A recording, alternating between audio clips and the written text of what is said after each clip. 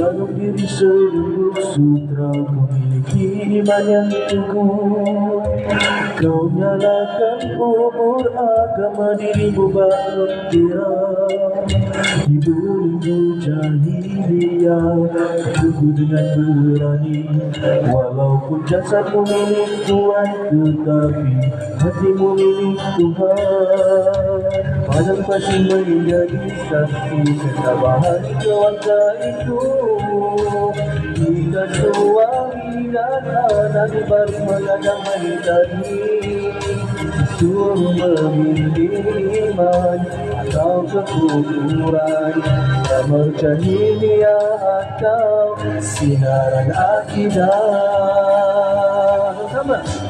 Sabarlah keluarga Yasin, bagi musuh dari sana. Namun jangan memilih syurga, walau terpaksa mengorban nyawa. Menutup baiknya meninggal, kesatu yang tiada bermaya.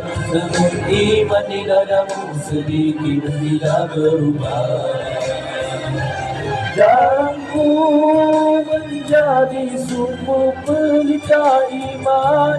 Sumayyah, kaulah lambang wanita soleha. Tangan yang disangka lembut menghayat buaya, menggoncang dunia kita sejarah. Sumayyah, kau dibunuh di dunia sementara untuk hidup di surga yang selama-lamanya. Kaulah wanita terbaik sebaik manusia, namamu tetap menjadi sejarah.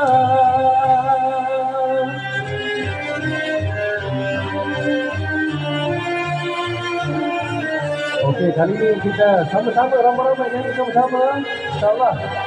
Lumayan. Selamatkan kita.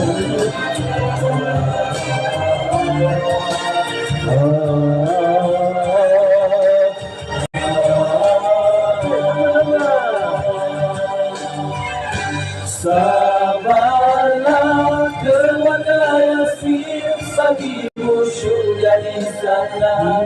Kau telah memilih syurga, walau terpaksa mengorban nyawa. Menutup baiknya jatuhkan jasadmu yang tiada berbahaya.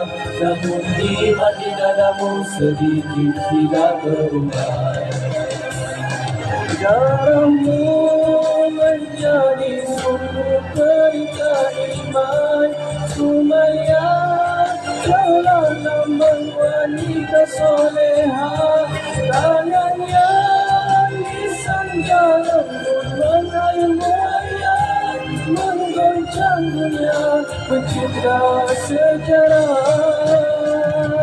Sumayyah, kau dibunuh di dunia sementara untuk hidup di surga yang selama-lamanya. Kaulah wanita terbaik sebaik manusia, namamu tetap jadi sejarah.